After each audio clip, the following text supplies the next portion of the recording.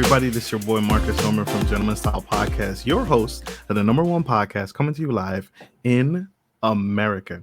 And today we have a incredible guest. This is All-Star Weekend, All-Star Week. I told you I was filling this week with dynamic, powerful speakers. And my special guest, you are not going to believe it.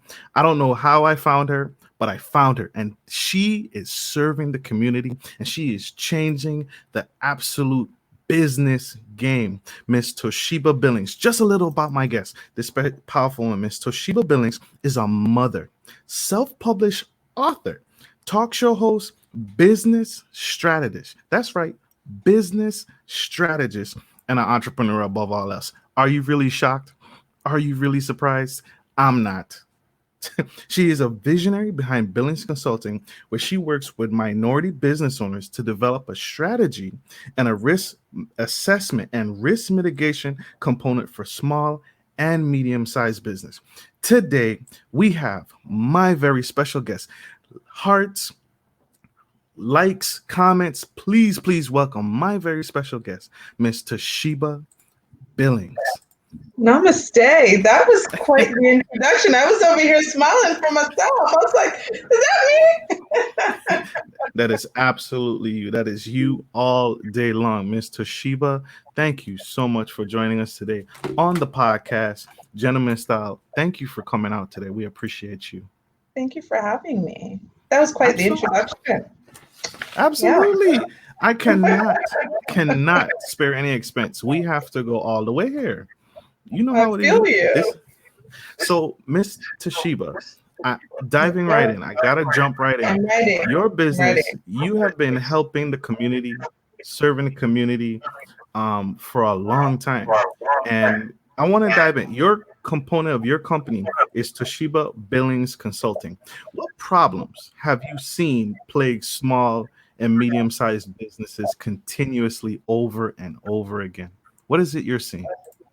You know what? I think there's a couple of things. I think marketing and scalability, right? I think a lot of the times we jump into entrepreneurship for many reasons.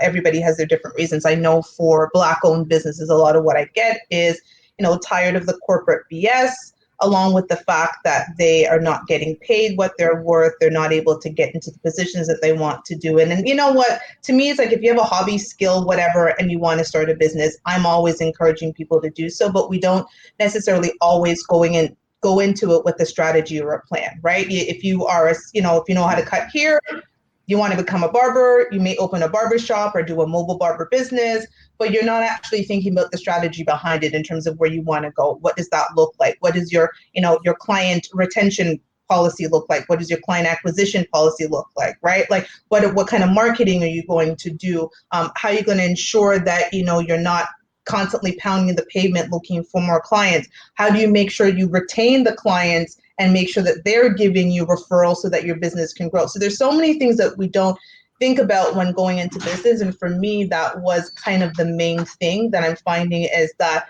the act of going to the business is there, maybe not a lot of thought about how to grow the business. So scalability with that second one. Absolutely. So you've done it. You have achieved the pinnacle that we all strive for in business, right? You've been a regional manager, business architect. How did you know to walk away? And how did you know? How did that feel? How did you know it was the time? So how much time we got? That is a very good question. So there's lots of stories behind that. So, I'll kind of start with, it was something that happened that made me take a pause and think to myself, why do I have a seat at the table when my voice doesn't matter, right? And I think often we have these seats at the table and we've worked hard to achieve where we are because I'll go a little bit into, I'm writing my 7th book and it's basically called There Are No Handouts, Yes, 7th. So I wrote the one that you introduced was a 6-book series, but we can get to that later. But I'm writing a book called basically There Are No Handouts for Black Girls, right? And I had a moment in my career where someone tried to attribute something that had happened to the fact that I had gained this level of accomplishment solely because I was Black. And I thought to myself, Wow. yes, right? And I was like, there are no handouts for Black girls. Like, what are we talking about? I don't have that level of privilege, right?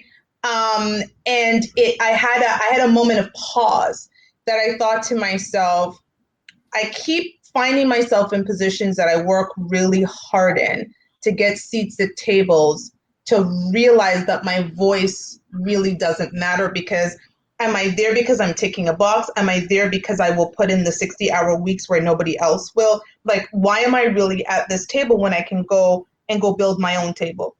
So, when that situation happened, and there's a bunch of things that happened after it, I just said kind of enough is enough. And I was already kind of doing business part-time and some other things.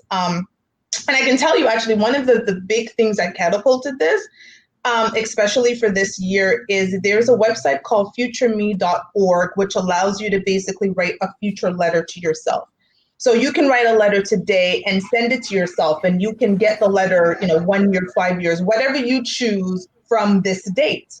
And that, basically that letter will show up in your inbox, right, on the date that you set.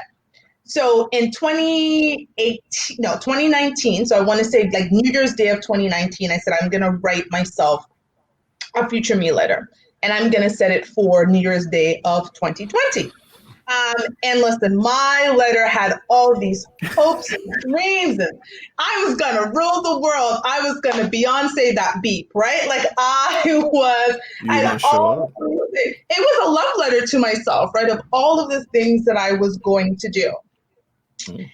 And that letter showed up in my inbox in January 2020. Totally forgot I had even written this letter. You Opened this forgot? letter, totally forgot, right? Because, listen, there's so much, it was a full year. There's so much that happened in that year. It's like a gazillion things that happened that I actually forgot that I wrote this letter to myself until it showed up in my inbox and I read it. Marcus, I did none of the ish. Like I None of it. did none of it, right? And the funny thing is, all the things that I'd written in the letter to myself were the things that I was actually passionate about, right? Like they were true to me. It wasn't, the corporate BS that I was dealing with. It was things that for me, I was passionate. I was like, I want to do this and I want to do that. And I didn't do any of it. And funny enough, my girlfriends that I host my talk show with, which I'm sure we'll talk about later, I found out that they had actually written future me letters to themselves and had the same situation where everything that they had written that they were passionate about, they had spent so much time dealing with the corporate stuff that's going on in their life and spending all of those hours. They had done none of it.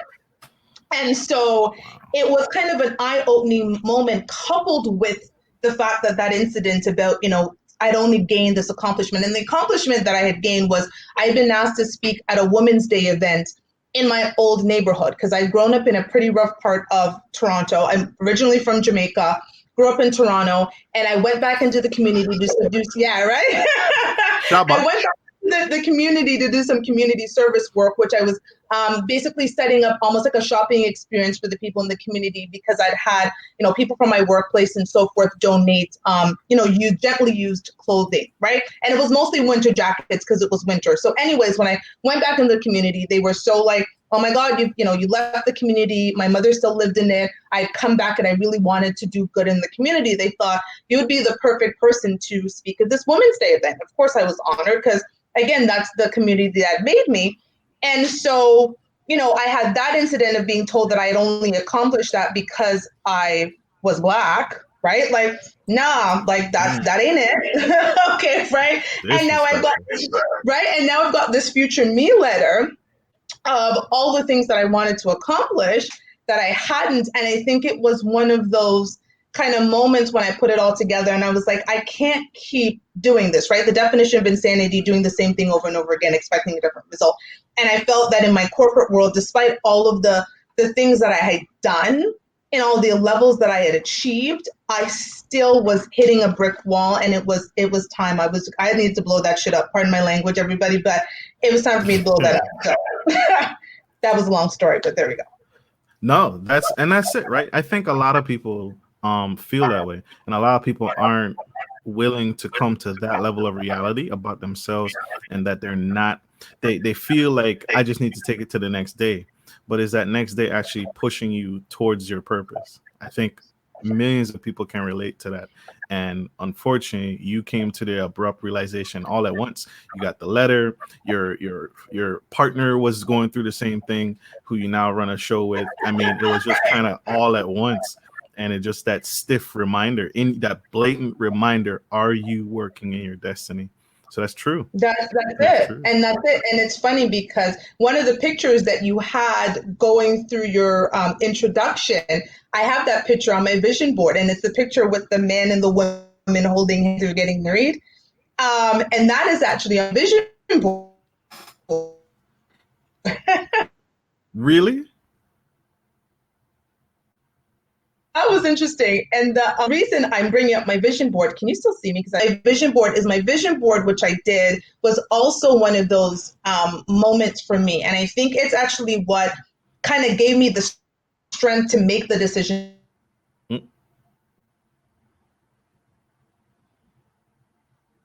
that I made to vision board. When I made the decision to create a vision board, I wanted to have a word really captured what I was looking for. I wasn't just going to do a vision board. I had to do a vision board, right? And so I was in a place, and I was like, kind of what am I looking for? Like what is it that I'm seeking? There's something, and I couldn't quite put my finger on it, and I wasn't going to do my vision board until I knew what this word was. And it was my 39th, right before my 39th birthday. My birthday's in November. So right before my 39th birthday, my brother called me, and he was like, I'll be 41 next month. I would have never known. I would have never known. Thank you so much. I appreciate that. So right before my 39th birthday, it was like literally, my birthday's November 19th. It was like November 18th. My stepbrother called me, and he's like, let's go to dinner. I was like, sure, let's do this. And we're at dinner, and I'm kind of telling him all the things that's going on. At this point, I'm working like 60-hour weeks. I've got a teenage daughter ending high school. I've got all these other things that I have on the go. And in the middle of the conversation, I was just like, freedom. And I was like, that's it. That's actually what I'm looking for. I am seeking freedom. But I needed to further define what freedom meant for me, right? Like, what does freedom mean for Toshiba? And it was through the vision board process I kind of went through. And so, I wake up, I'm not at home right now. I'm actually, I took a road trip from Toronto to Vancouver. So I'm actually in Vancouver, Canada, and I live in Toronto, Canada. But anyway, so I do this big, right? Here's the thing, let me cut that for a second. The reason I even decided to do this road trip was because I'm the person who will ask people, when's the last time you did something for the first time, right? I'm always asking people, when does that? I've never done a road trip across the country. It's just not my thing. And one of my best friends, he was like, hey, I'm going to take this road trip because of COVID. Like, a lot of people don't want to fly, and I completely get it. Like, COVID is, changed the way we do things. And so he said, come with me to Vancouver. And I was like, well, hell no. I'm not going to be in no car. Hello. And then I really thought about it. And even my daughter even said to me, she's like, Mommy, like, when are you going to be able to do this any other time? Like, really take this time and go take a road trip. And then, I thought about it. I was like, you know what? Since I keep asking people this question, I'm going to do this. It'll be the first and maybe last time I take a road trip across Canada. It took us 4 days. So that's how'd it go? How's it going? Going well? Well, Vancouver's a little rainy. I've been able to do some work because being trapped in a car for 4 days, you don't necessarily get to do any work. I tried to write my book and so forth. But you know what? It's good to be in a different space. And I think, when we sometimes get out of our own mind, I think that's good. So that's been true. a good. That's true. It leads to experimentation and growth because your mind is now expanded. So, There you go. Talking about landscapes, how does your company, Toshiba Consulting, change the landscape for a business? How do say if I'm a small business owner, my audience is full of small business owners. How does your company specifically change the landscape for their company, for my company? That's a good question. Look at you throwing out the questions. Maybe that's why I told you not to give them to me in advance, so you get my raw reaction. Anywho, On so the I think spot. right. I think it all depends on the business owner and where they're at with their business. Let me first say this for, and I can speak for Black-owned businesses. We are a lot of our mindsets are just not there because Mm, we have been conditioned to believe that in the level of success that we want to achieve, that pinnacle is not there for us, right? Like, and we set our bars very low. Extreme, like I've noticed how true. people set their bars extremely low, and I'm like, really, this is a brilliant idea. This can go, but their mindset isn't there. So funny enough, one of my friends who I do the show with, she's a mindset coach, right? So she does neurolinguistic and mindset coaching. So one of the first things I would say to small business owner is get your mind right. And I say that in the most Top tier. respectful way possible, right? Because this is not an easy thing. Being an entrepreneur, being a Black entrepreneur is not an easy thing because we already know the systemic oppression, the systemic racism in financing, in procurement, and that we could list them off. They're all Preach. right. Preach. And if you are already self-defeating, because I know, listen, imposter syndrome is real. And I know a lot of us deal with imposter syndrome that, doesn't matter how many accolades we have behind our names, we still feel like we're frauding through life, right? And we deal with imposter syndrome and our mind isn't right. So I would say in the most respectful way possible, ensure that your mind is right, right? Because this is a tough road and it's a tough battle. And COVID, for some people, it's made it better. I know in certain places, I have a client whose business has gone up 60% since COVID, but he's in the financial business and everybody realized, crap, I need to get my financial house in order. And so he was able to run with that. And then being online now, he opened up his business to such a bigger market, right? The second thing I would say after getting your mind right is know how to pivot. I think one of those things that we get stuck in a lane and we don't know how to pivot, right? It's just like we have these blinders on and this is the way I conduct business. And we actually don't know how to actually pivot. And so I think any business can pivot. I think a lot of people, even with the brick and mortar businesses that people have, being like, we got to get used to this. Although as Black people, our new normal, like nothing's ever been normal for us, right? Like it's never been normal. But this new normal, this is going to be here for a while. COVID isn't going anywhere anytime soon. Unfortunately, people, this is going to be the reality. And you need to get into your mindset of how can I adapt my business to today's world?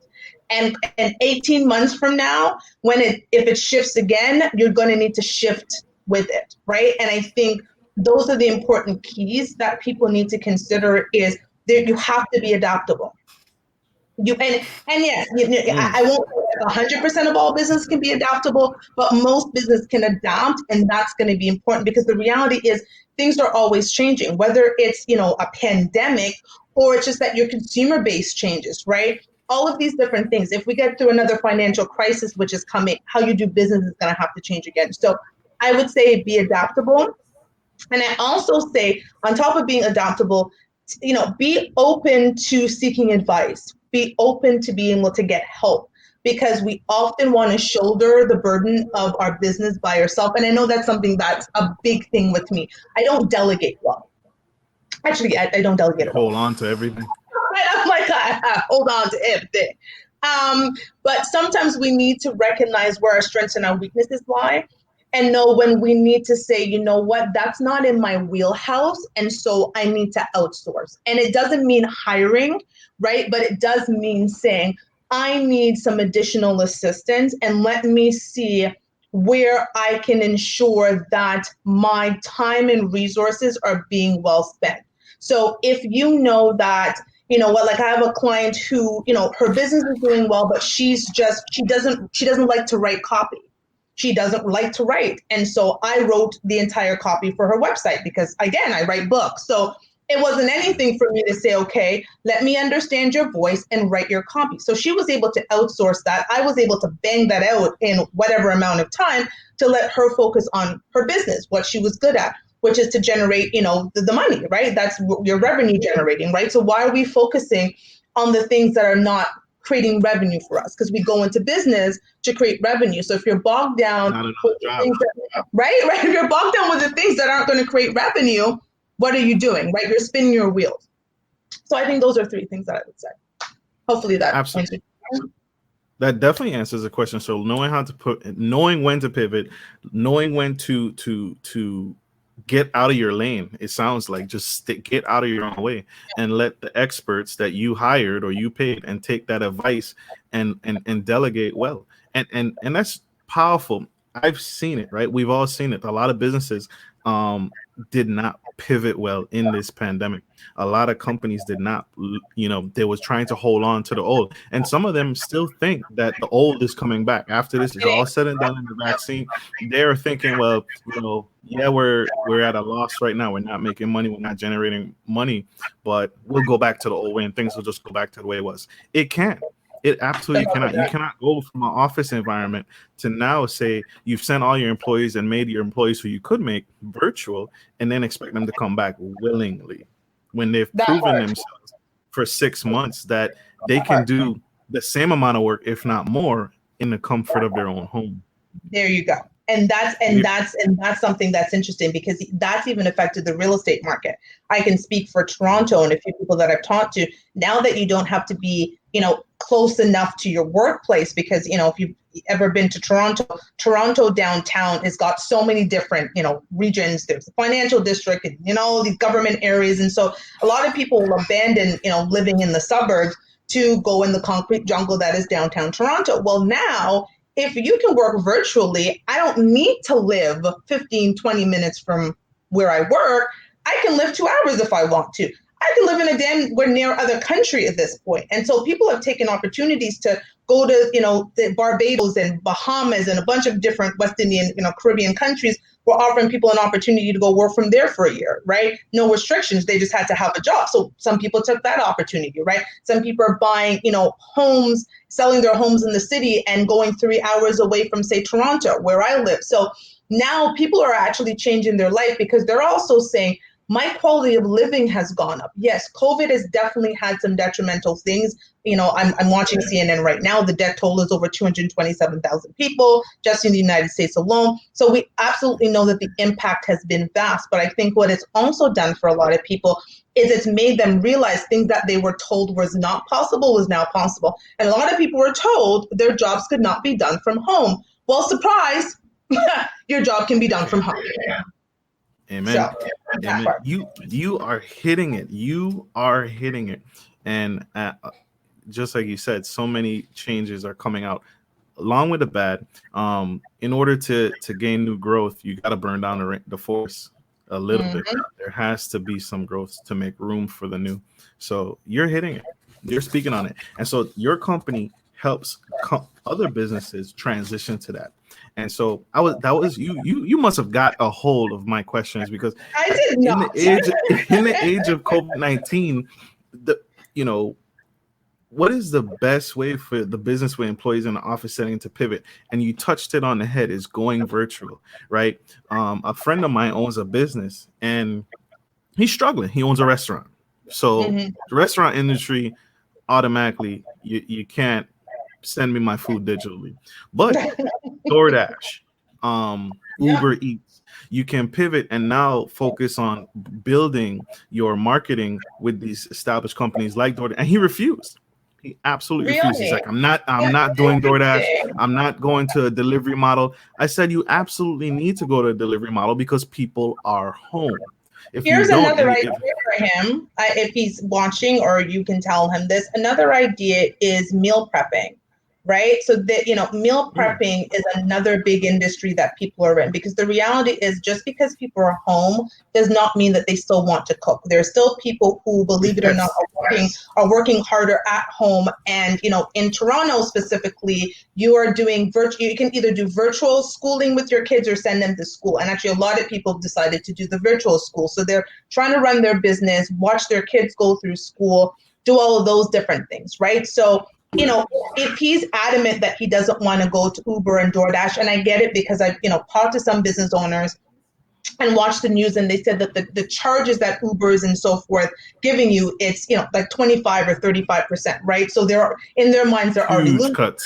But if you want to, you could create a meal prepping service. You could create it where people can order from you. So I know a lot of, I've got a couple of restaurant people that did that. They put out like, here's my menu for the week, order in advance, and you've got people who are paying for that. Because again, they don't want to cook, right? So you can do it as a one-off, or you can create a simple website, go on Squarespace, go on wherever. You can have that, website up in literally a couple of days, and create kind of that order system, right? You're going to buy the food, like, or you're going to sit around and do nothing? No. So I think that's another option. So meal prepping, or kind of doing like an order thing. You'd be surprised. And if he already has customers, they know him, right? And so that's it. That's so true. That's a good That's way to so do true. it. And that's again, your what you offer, what your company offers is so needed, especially now. Businesses are not transitioning well, so you are absolutely needed. On the topic of stagnation, your company focus on strategy development, marketing, and branding. Why those three things are important to a business? I think clearly, if you have no strategy, you have no path, right? And I think, again, what is your path? Where do you want to be? Where's your finish line, right? And wherever you want to be, we need to start there and come forward. I think a lot of people start from the beginning and try to get to the end. But if you don't know where you really want to go, what steps are you going to take to get there, right? It's like, Right. for me, I can tell you something that works for me. When I'm doing something, I put a deadline to it. So I'm holding myself accountable by saying, by this date, this needs to be done. And so if you know that, here is my 18-month goal for my company, or my it could even be a 5-year goal for your company. Start from where you want to be in the future and break it down into incremental goals, right? Because sometimes you hear 1 year, 5 years, that's like, oh my God, that's just so much time. And people start to panic. It's a natural reaction to panic because there's so much to do. But if you break that down and you say, okay, in year 1, this is one of what I want to achieve, and you break it down 3, 6, 9, 12 months, you got year 1 covered. And even in your 3 months, you can break your 3-month down into 1-month increments, right? You need to start, right? You need to start thinking like that, because what happens is, now when you hit certain benchmarks, you mentally, even like mentally, your mind is saying you're 1 step closer to your goal. If it's this big, 5-year, 3-year, whatever goal, without no end and no incremental changes that you see, you're going to be like, oh, forget it. A lot of people just give up because there's like, this is too much work, and I'm not getting where I want to be, because they're not celebrating the small wins. So for me, strategy is important. And again, it's built with your mindset. Are you built for this? Let me tell you something. Not everybody's built for being an entrepreneur.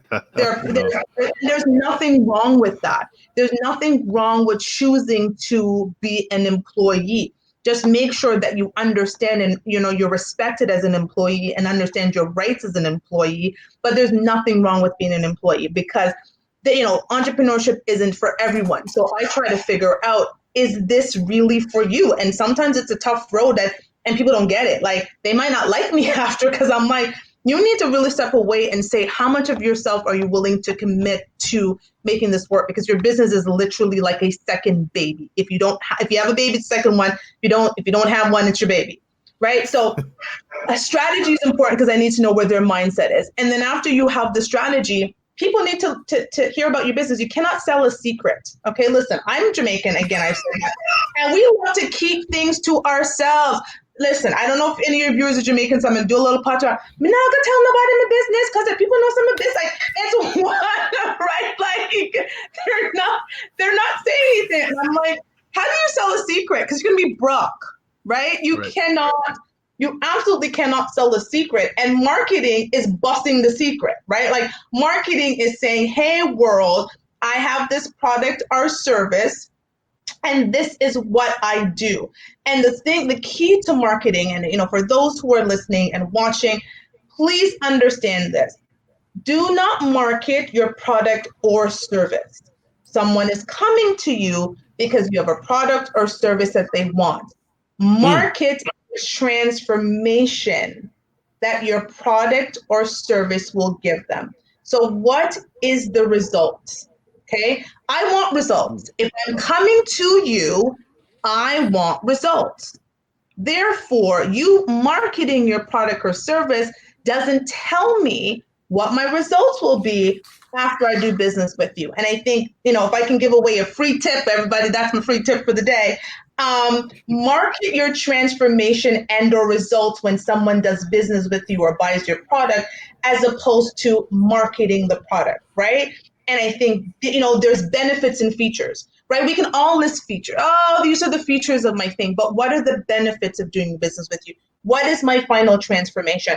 If I go and I take a course, it's because I want to have learned whatever. And if I know I'm not going to learn that, I'm not going to take that course. So if you own a hair salon, if you own a hair product store, if give out business advice like I do, will the person be better after having interacted with you? Will they be better after having bought your service? That is what you sell. And branding. So branding is, 'cause a lot of people mix that up. You are your brand. Branding is what people say about you after you've left the room. Ooh, That's the best way for me to put it, right? What do you want people to say about you after you've left the room? Because that really is branding. You are your brand. Whether we like it or not, you are your brand. You represent your business, especially when you are a very small business or just a solopreneur, right? So you're the only one. Like I'm a solopreneur, I'm the only one in my business, right? And I am my business. And what do you want people to say? Like, what do I want people to say about me to you after they've watched this, right? That's my brand, right? Because often people are not going to say in your face that you suck, right? right. Especially in Toronto, because people are polite in Toronto, right? So they may not say, girl, you full of shit. But they'll say it to you after you've left the room. And so that's the best way for me to describe it to people is, what do people say about you after you've left the room? That is your brand. And so people need to decide what they stand for. What do I stand for? What does my brand stand for? All of those different things, and stick with it, right? And I think what was interesting during this complete social unrest summer, and God, rest the souls of everybody who's died at the hands of police, the young man that recently died in Philadelphia. We've just been going through it as a people, right? And so what we were noticing is there were so many companies doing these blackout squares. We support Black lives and we are all about Black lives. And former employees were like, nah, no, you're not, because you have a code for when Black people come and shop in your store. And no, you're not. Right? Like people just started calling people out because the reality is they were riding this social consciousness train, but they weren't dealing with all the stuff that they had dealt with before. You can't be riding a social consciousness train if you know that your store has a code for when Black people to come and shop in it, right? You can't ride the social consciousness train if you've got a CEO like Charles Schwab just said from Wells Fargo that the reason he don't got Black people is that he can't find talented Black people. Stop this, right? No, stop it, right? And so you need to think about that, because those things are going to be important, right? Stand for something. Like, what do you stand for, and stick with it. So that is what I would say was branding. Sorry, I just went on a little bit of my soapbox, but I do that every once. No, y'all. I love this. I told you guys. I told you, Miss Toshiba Billings is spilling the tea.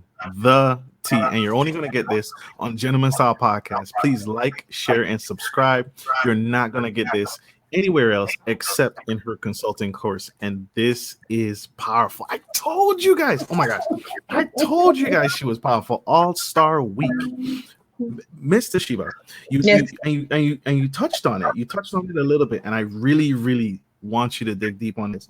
You're because you're talking about companies not standing for what they're jumping on the bandwagon now, but they weren't on board 6 months to a year ago. Mhm. And you touch on a very significant thing, and you've touched on this a while, but it's now coming to light, is uncovering unconscious bias, Yeah. right? And you have a guide. You guide companies through this. How does that help my business mitigate risk by uncovering that unconscious bias within my organization? What's so funny, again, the social consciousness train that everybody's trying to ride right now. I'm an avid LinkedIn user. I post on LinkedIn every day. I'm on LinkedIn to see what's going on. And more I see, companies hiring diversity and inclusion, managers, right? Or directors of Right. diversity and inclusion. Stop for a second. Here's the problem with that, right? A lot of people don't understand that diversity is about checking a box, right? That's what it is. And they started white women get onto boards, right? Just like affirmative action started, it wasn't for Black people, right? It was to create equality for white women. Like, get this right, right? And so, this new idea of diversity and inclusion, and people are coming in there and they're doing training. And the problem is, I've heard of situations where, a group of white men have walked into a diversity and inclusion training with t-shirts that had the word Target on it, right? Because they were already going in there feeling that they were going to be targets of this training, right? Because again, the white men and white male privilege and so forth and so on. And so you go in, you do these training, and either have an outside company or you create a position under HR. So that's the first thing. If anybody owns a company and they're looking to hire a diversity and training and inclusion person, do not put them under HR. Diversity does not belong under HR. It is a separate thing. The moment you put them under HR, it is a failure. Be clear. Nobody in your organization trusts your HR department. They're there to pay them and give them their benefits. The reason they do not trust them is because they do not work for the employee. They work for the employer. And so therefore, if you're putting diversity and training and inclusion under HR, I am not going to go to you and tell you that I think my boss is a racist, sexist, misogynist, right? Like, you Right. work for him. You don't work for me. So, that was my rant for a second. So anyways, to go into it, my thing was, until you actually are able to dismantle the problems within your organization, you will never be able to fix them. And the reason is unconscious bias form the basis of a company's policies and procedures. The things about unconscious bias is what? They are unconscious. And a lot of the times, unconscious biases actually help us to live our life well. Fight or flight is a part of unconscious bias. We recognize certain things are wrong and we flee. We don't want to be in a situation. But the problem with unconscious bias is when you have people Oh. who in an organization who see life through a particular lens, and through that lens, when they are creating policies and procedures within their organizations. And I'm going to give you an example. A lot of people think this is just about Black and white, and it's not. Think as an able-bodied person. If you're an able-bodied person, you're not thinking about the person, not necessarily going to write policies thinking about a person with physical limitations. I'm going to give you an example. When COVID happened in Toronto, when we're the height of our COVID, and we're actually going into stage 2 now, they created an extended patios because the restaurants indoor were closed. So they created patios so that people could go and eat outside, so these restaurants could make money. Well, Right. if you have a wheelchair and it's on the sidewalk, because they extended the sidewalk, how exactly are you going to be able to dine at a restaurant? Because it's off the sidewalk. You don't have a ramp to go down onto the sidewalk. So as an able-bodied person, I can walk step down, and sit at the table that they've set up for the outdoor patio. If I'm in a wheelchair, how do I get access to it? Unless you give me a ramp. Well, most people didn't think about it. It's not that they don't cater to people who have physical limitations. It's just because they don't think about it, because that's not their day-to-day reality. And those are the things I talk to companies about, right? If you're in a meeting and someone is visually or hearing impaired, if they don't tell you that, or somebody does not like have a hearing aid, right? Like you're thinking they're perfectly fine. Maybe they're not. And so maybe they're quiet because they cannot hear or even really see. Again, companies don't think about that. A company might decide that they want to have a Friday night at 3, if Friday at 3 we close the office and we all go to the local bar to go and have some drinks and chop it up. Well, what if your employee's religion prevents them from drinking? So if I'm a Muslim, I'm not going to go drink with you. If You just I, pushed me out. right, exactly. If I'm a young mom, I'm not going to go drink with you. If I just don't drink, period, for years I didn't drink. I didn't have my first, alcoholic beverage until I was 26 years old. So if I You work Jamaican, right? You right, Jamaican, right? I am Jamaican. It was just a thing, but that's another story. So all of a sudden, something again that you've created, thinking this is a great way to create camaraderie with the group. You actually haven't thought about your full employee base because you've excluded a bunch of people. So now you've created an in crowd of people who go to the bar and who are going there every Friday and drinking and creating this kind of a clique, and they're bonding, but you're actually excluding a whole bunch of people. So, when I talk about unconscious bias, uncovering unconscious bias, again, I let people know this isn't just about black and white, because the reality is unconscious bias is costing companies a ton of money because people disengage, right? Disengagement is one of the biggest impacts of unconscious bias. The moment you feel like I'm not being heard, I'm not being seen, what do? You retreat.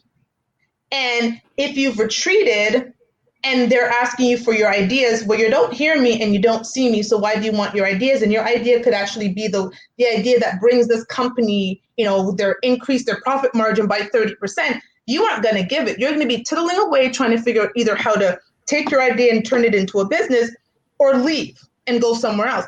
So you've disengaged. And according to the statistics, it is like 350 to 550 billion dollars per year just North American companies lose from employees that are disengaged, right? And when we think about microaggression and micro invalidations and the subtle little racism that happens at work, people are not afraid to go and sue people anymore, right? One of my best friends is a lawyer for the government, right, of Canada, right? And people are very quick right now, because we're in this new age, right, of real social consciousness, where black people are like, we ain't taking this shit no more, right? Asian people, everybody's like, we are done, we are tired, we're not taking this no more. And so people are going to sue. Well, suing costs money, right? And if you had just nipped this in the bud and recognized that the policies and procedures, which are the basis that form your company, are inherently racist or sexist or misogynist or whatever isms we want to put on it, that actually is how you do the risk assessment and risk mitigation. So, that part of my business, I pivoted into once COVID happened, because I was seeing there's a lot of diversity in training. And I was like, but if your policy and procedures are the same after they've left, then you've done nothing. You've wasted money, having people do training they don't want to do and feel attacked, but you still actually have the foundation of your company is still racist or sexist, or like I said, or whatever isms or there is. So that's what it is. I know I get on a soapbox, so pardon me, buddy. Nope. We need that. We need that. I need that. My audience needs that. You have an actual question here from our audience member, and I wanted to share it on the screen. It sounds a combination of things, like a question and a confession. I have a cleaning. This is Miss Hutchinson. I have a cleaning franchise, but want a creative customer base that I don't have to share with the franchise. Question mark. Oh, So that's that's a interesting. unique, yes. Yeah, that is unique because she'd have to look at her franchise agreement, right, and determine what is allowed and not allowed to with her franchise agreement. Because one of my old companies, we did have franchises, and you have to be very careful because they will be very quick to sue you. And so I would say, Claudette, look at your franchising agreement and speak to your lawyer in terms of what you can and cannot do, because our old company had certain marketing rules that you had to go by. You know, what if they marketed this way, you had to market a certain way, but there's always loopholes. Listen, everything in life, there's a loophole, right? And so try to figure out the loophole, because at the end of the day, you want your franchise to be the most successful. Let's just call it, like, even though it's a franchise, you want their framework, but you want to create your own success. So I would say, number one, reread your franchise agreement. Whatever you don't understand, ask your lawyer to look at it and actually try to find the loopholes, because there's always loopholes. So that's my answer. Thank you for that. See, y'all, I told y'all, Miss Toshiba Billings spilling the tea, and she's answering us and helping us get our business to another level. That's powerful, Miss Hutchinson. Miss Toshiba is spot on.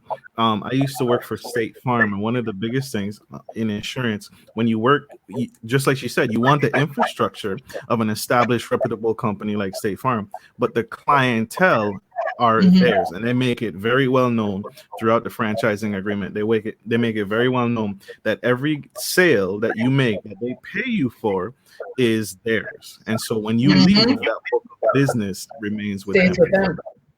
So Miss Yeah. Toshiba is spot on, and she's Yeah, you don't want to helping get sued. us. Like, honestly, I think that's the big thing. You don't want to go ahead and end up doing something and building what ends up being somebody else's business because they turn around and sue you, right? And I've seen, again, my old company has definitely brought probably shifting 3 of our franchisees to court, and you don't want to be wrapped up in litigation in court, right? You want to be able to create something that is yours. So maybe there's a unique way, but I said look for a loophole and just look to ensure that you can follow something without following it. If you get my drift, right? Like, you can be following it but not quite following it, right? So Love that.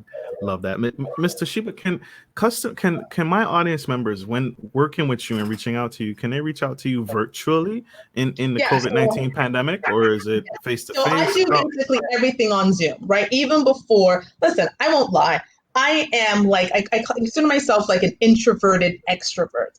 And so for me, I was like, shoot, everybody's going online. I've been online. So I book everything basically through Zoom, or I don't really love phone calls because I can't see people's facial expressions. But if people do phone calls, that's fine. But yeah, if you go to my website, you can book me on my Calendly. I do a 15-minute free consultation with people, and generally it just sends you a Zoom link, and then I'll connect with you on Zoom. Because again, I just like to see people's faces. I think people are more honest this way when I can see their face. Yeah, it's true.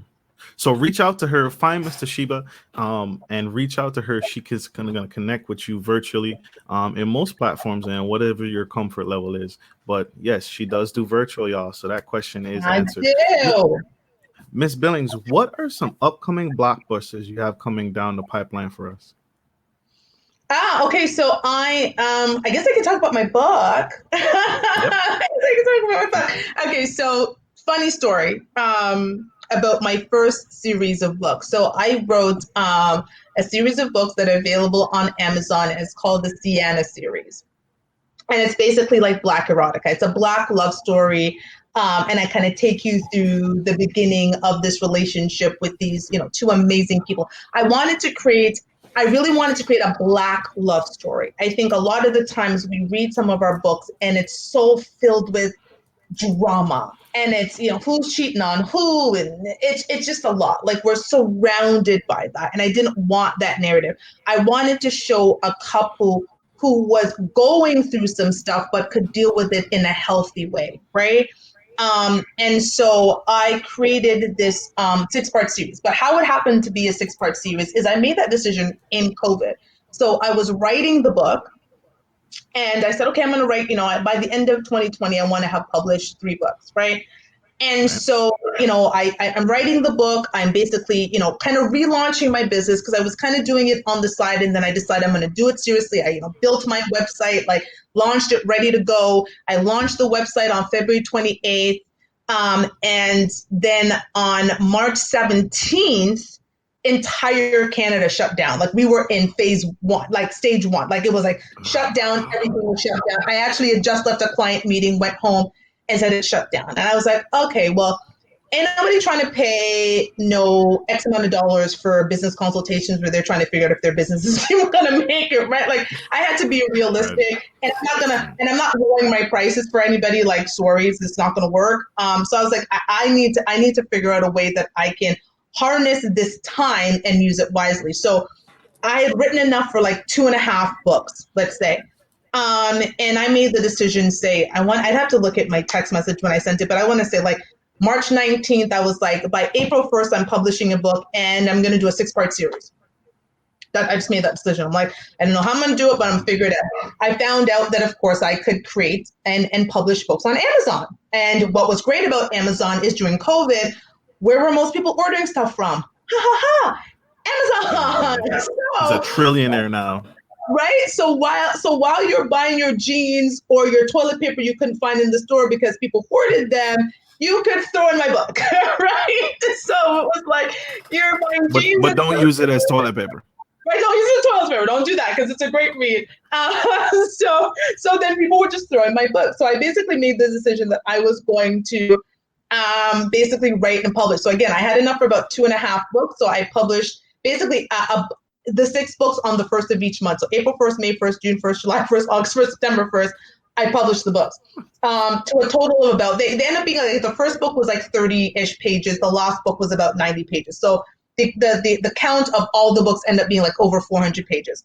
And I just made it a thing. It was kind of my way to cope. It was actually a coping mechanism for me because there was so much happening in the world, right? And there was so much bad, and there were so many people who were they just weren't getting through it well. And then my own father got COVID, and all of these different things just kind of were happening all around me. And I was like, I need to find a way to focus my energy. And at the same time, I won't lie, I had to capitalize on the fact that people were home. More people were reading more than ever. More people were doing stuff. And so once I started marketing my books, I was surprised that people were just buying that. And once I said it was a series, people were like, I had a friend who literally ordered every single one as soon as I had it on pre-order. So that's kind of how my books came about.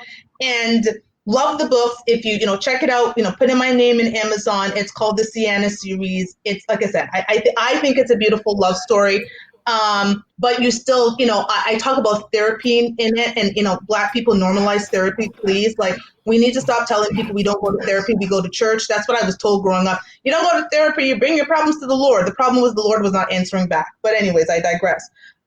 So I tackle a bunch of things in the book more than love. And so, but then I decided that I was going to do more of a business book. I'd always wanted to do one. And again, like I said, my experiences that happened that threw me into business and everything that was happening in 2020. No, in my spirit, I said that this book needed to be written. And so I'm in the midst of writing book number 7, which is very different than the previous 6 I've written. And I know we're running out of time, so I'm like trying to keep my answers short because it's like the timer is in the corner. Ignore the clock. Ignore the clock. You are helping us. I appreciate you. Y'all find Miss Toshiba Billings, get that book, and tune in and dive into that series. That is, I haven't bought the book, but I'm definitely going to check it out. Yeah. I'm an avid reader. Leaders are readers, and so someone my mind went to 50 Shades of Grey. I don't know why. But I'm still Listen. It is okay. It is because I've never actually read 50 Shades of Grey because I was like, that ain't for me. Those people, they're not. I don't know what the people do. They're not talking to me. And so, like, I guess some people have said it's 50 Shades of Grey-ish. So let's just say I'm not shy when I create a love scene, right? I want you to feel as if you're in that moment. And so I write as if you're in that moment. And if you read the reviews, because I have reviews on the book, take the reviews for what they are. They are unsolicited reviews. They are people who just bought it and went ahead and put it on there. And some of the men were very clear about how reading my books made them feel in the review. So take that for what it is. I'm excited just to read the reviews. I'm going to check that out. Please read the reviews. I would always say, if you're going to buy anything, read the reviews first, because like people will speak, like if I had my own reviews, that would be different. I can brag about myself. But when other people take the time to write reviews, I think that speaks volumes of the quality of work that you do. So I'm very proud of myself. Amen. Proud of you as well. Keep pushing, Thanks, keep plugging away. Thanks. What three books? You gave us one, so I already know one. I got a hint. What 3 books would you recommend that every man and woman should read? The Subtle Art of Not Giving a Fuck.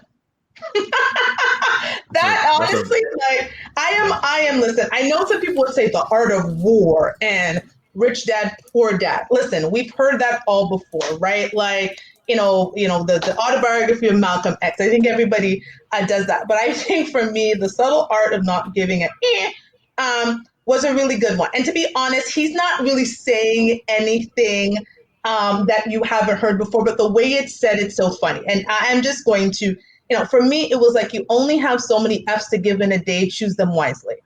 And I think often, we make little subtle things in our life ruin our whole day. And, there's this thing, I think it was like, there's 86,700 seconds in a day or something like that. Let's just say that's the number.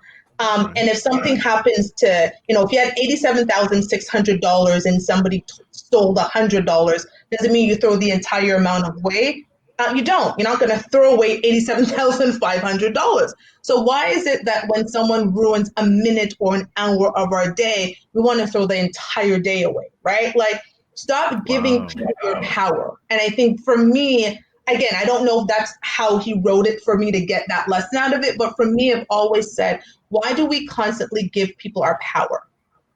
Right? There is something to be said when you're able to listen, learn, relate with someone, even if you don't share their perspective, and walk away from it. I don't give people my power by getting angry, right? I only have so many F's to give in the day. And honestly, whatever is going on in that moment probably isn't as important as all the gazillion other things that I need to focus on. So I personally really like that book. I would say any of Damon John's books, actually. Damon John has written some really good. I'm a fan of Damon John. I've met Damon John. I think he's an awesome person. Even just to meet him, as he's one of those people that you meet that, despite the fact that they're as wealthy as they are, they're still so very down to earth. And so I've had the opportunity to read 2 of his books. One was The Power of Broke. God, and what is the other one? You know what? I mean, I'm just going to put on my phone for a second because I just need to look it up because I read it on my Libby app. So, and I'm actually in the middle of reading one right now. So The Power of Broke, I think, was very good because it taught. I'm so Jamaican. I say taught because we don't pronounce. Right? Tree. The tree. It teaches you how to really harness not having a lot of money and what that means when you have to dig deep, right? If someone gives you $100,000 to start a business and you know that you don't have to give that $100,000 back, how you spend it will be very different than if you started a business with nothing, right? And he talks about the fact that I think a lot of people know Damon John's story, right? He started Fubu out of nothing, right? And his mother actually was the one who put a second mortgage on her home to help him later on when she realized that the business could be a success, right? And so he talks about kind of harnessing that brokenness of it going out and working, at Red Lobster and coming back and basically creating in like a factory line with his boys that he started the business with, and what that meant. It meant a lot more than, kind of even where he is right now, where he's got the money to start other businesses. So I thought The Power of Broke was really good.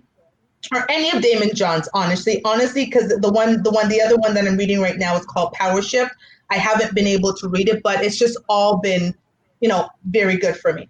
And another one I recently read this one, which was Shonda Rhimes' A Year of Yes.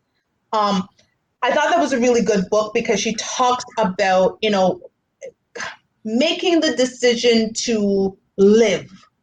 And I think that was the big thing. We sometimes don't make a decision to live.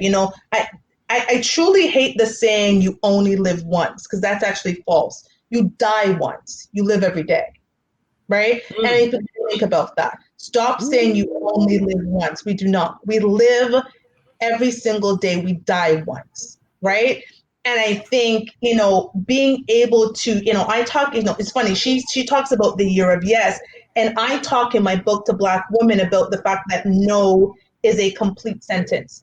And often, especially when we're in the corporate world, we do not say the word no. We say no, but, no, why, no, if, no, no, no. Like there's always no with something.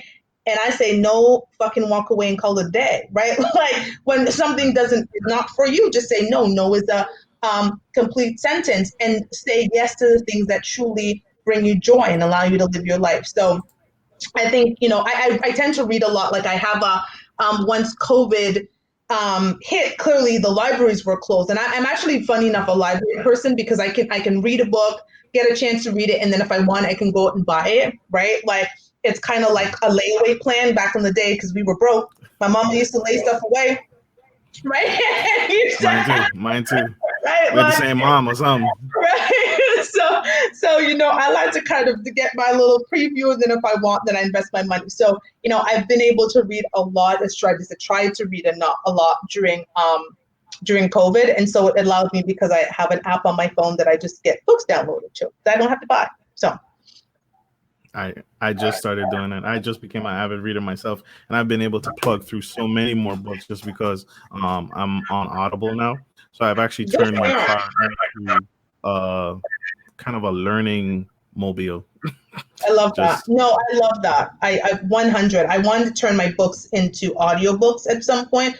I don't know about the series. I may at some point. I know the book that I'm writing now. I definitely want to, because I don't capture that audience, because there are people who are fine with reading paperback. There are people who want it on their device, and there are people who want to hear it. And because I do my talk show, and I know people don't watch it, but they'll listen to it. Right? I almost feel like I'm missing that audience that will listen. So good on you. thank you, Miss. How do you give back to your community? You know what? I think time is free. That's the one thing. I think a lot of people think that we have to be able to give money. I have definitely given money. When COVID first hit, what I did was with a bunch of friends, I had them donate some money, and then I put it out on Facebook for people who were in need. And there were a few that came out, and so we bought them stuff through Amazon, and had it delivered, and then I donated a portion to a cause. But time is free, right? And I think if you can give your time, whether it's to go to a soup kitchen, whether it's whatever you do. I personally, I just joined a board. We have a Canadian Black Chamber of Commerce, and I just recently joined the board as one of the founding members of the Women's Committee. Not getting paid for it, but I think that there are benefits. Exactly. Thank you. There are benefits in be able to provide my voice and my time to help, Black women business owners and business owners as a whole. And I think if you can carve out some time to do something you're passionate about, and that again is what the Future Me letter did for me, right? I was recognizing that I wasn't dealing with my true passions. I was going through life and I was working, even though Lord knows they weren't appreciating all the work that I was doing. But the things that I really enjoyed doing, I didn't. One of the other things that we used to do, I don't know if we're going to be able to do it this Christmas, just COVID has changed everything, is there is a center close to my home in Toronto that is a housing place for single mothers. And so young ladies who get pregnant and they're kicked out of their homes, they basically go to the center, they'll have their baby, and then it's a transitional home for them to kind of get on their feet. And so we adopt a mother every Christmas. And I go to the center and I ask them, give us somebody, and let them give us their Christmas list, and a group of me and my three best friends, well, there's four of us in total, so it's me and three of them, we'll take things off the list and we go and purchase them, and then I bring them to the center. And because for me, it's like, I say to people, I don't necessarily have a lot. And, when you're in business and you're starting over, it's something to be said to be able to get a paycheck every 2 weeks. I don't get that anymore, right? Like Right. I am out there hustling between my talk show and my books and the business and every other thing that I'm trying to throw out there. I am hustling, but there's something to be said. I don't care if it's $5 or $500. You never know what that might make in the difference in somebody's life. And I've learned in my life that someone out there is praying for my problems. And, being from a third world country, I say to my daughter all the time when she says something, I said, that sounds like real first world problem that I'm not interested in, because someone out there is praying for your problems right now. And I think the more we think about it that way, that we are actually quite blessed. I get up every morning and I thank God for waking me up in the morning, because he didn't have to, right? And I think we need to really recognize that no matter what the situation we're in, taking a breath is a blessing. And what you do each day with that breath will mean a lot in your life. So that's my Yes. 2 cents. Wow. Wow. Y'all, she's giving back to a community. She's a business owner. Did I read her bio, y'all? I don't think I did, because I think I missed that in the beginning. Miss Toshiba, how can my customers, not my customers, my so I'm thinking all business. How can my audience reach you? How can they get a hold of So you? How can they reach out to you? God, okay, so there is my website, which is www.billings, so Billings, which is my last name, which is right there, consult.com. So there's that. I am also I run several Instagram pages. One is for Billings Consulting, which is Billings Consult, also on Instagram. I have a talk show that I co-host with two friends, and it's called Not Your Typical Girl Talk. And I also run that online page on Instagram, where we also have a channel on YouTube, and we go live right now on Instagram at Saturdays at 3 p.m. We actually are just in the midst of, we've been accepted to have a time slot on a radio show. So we'll be having our own radio show slot. So I'm just kind of sharing this because it's all coming together. So and 2020 has not been so bad, right? So we've got that going on. And then, the crazy side of me, and my page used to be private, but now because I'm free, I don't care. So there is my personal Instagram, which is Toshiba, my first name, and my middle name, Monique, Monique. So there's that. Wow. You guys, this has been powerful, Miss Billings. This has been incredible. I appreciate you. I appreciate you. My audience appreciates you. I Thank thank you guys you. for tuning in, subscribing, and learning and growing to me today. This is how we get to a better future, y'all. This is how we get to a better 2020 and a better 2021. Is Amen. dynamic women like Miss Billings working together, getting therapy, getting consultations, Mhm. taking the time, and being bold enough to pay for that consultation, and getting out of our own heads, and getting out of our right. We want to sit there and cut corners. Can I get a discount, girl? No, because there is a bigger purpose and there's value to what she's doing. And That part. because of that value, we can't cut corners. You can't cut corners in life, so why cut corners in business? And so Amen to that. please like, share, and subscribe to the show. Thank you, Miss Billings. I hope Thank I can you have for you on in the near having me. future as you grow, as Absolutely. your. So you heard it live, y'all. She can't back out. She said she's coming Anytime. back. Listen, I will do it because I will be. Listen, I need all the promotion in the world when I when I'm about to drop my seventh book. So listen, anytime, I am happy to come on. Hey, this was fantastic. This was incredible. So, guys, thank you all for tuning in. Thank you all for tuning in to the Gentleman Style Podcast show. This is Marcus Norman and Miss Toshiba Billings coming to you live. And like always, take care of your friends, take care of your family, and always take care of business. This is Marcus Norman and Miss Toshiba Billings signing off. Love you.